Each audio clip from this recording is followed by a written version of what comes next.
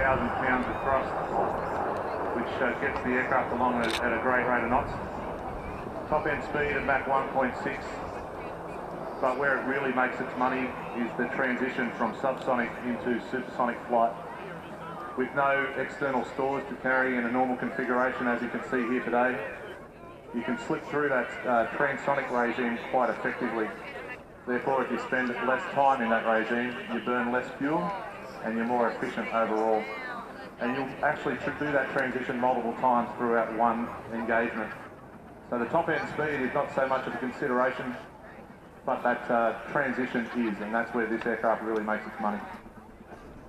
A little bit after 3 o'clock, we'll see the first generation of fighter aircraft, the Gloucester Meteor, the F-8. That's where it all started, just in the tail end of World War II. The F-35, the JSF, brings it into the current generation, the 5th generation of fighter aircraft.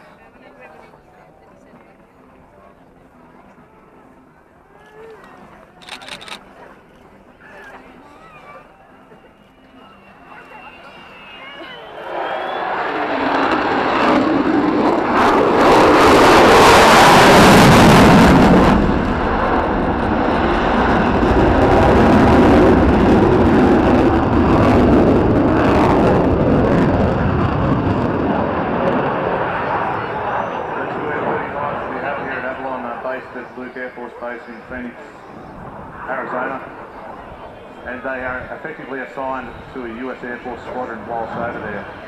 That squadron is the 61st Fighter Squadron.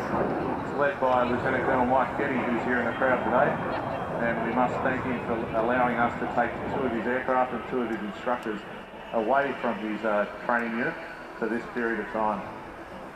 We will have 10 aircraft assigned to that schoolhouse for the next couple of years in order to train up our pilots before they return to Australia at the end of 2020. Prior to that, however, we'll have aircraft assigned to 3 squadrons as our first permanent Australian-based F-35s, and they'll return here to Australia in December of next year. The F-35 aiming to replace the Classic Hornet. That it is.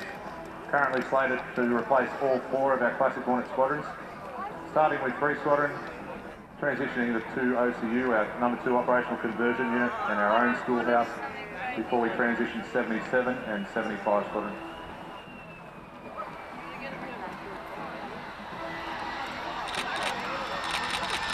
Now, while Jacko is a bit of a turbo, that landing technique there is not actually showing off. It's called aerodynamic braking. And the reason you do that is you keep your landing wheel, your nose landing gear off the ground for as long as possible. You get an increase in airflow hitting the underside of the wings, which slows you down more efficiently.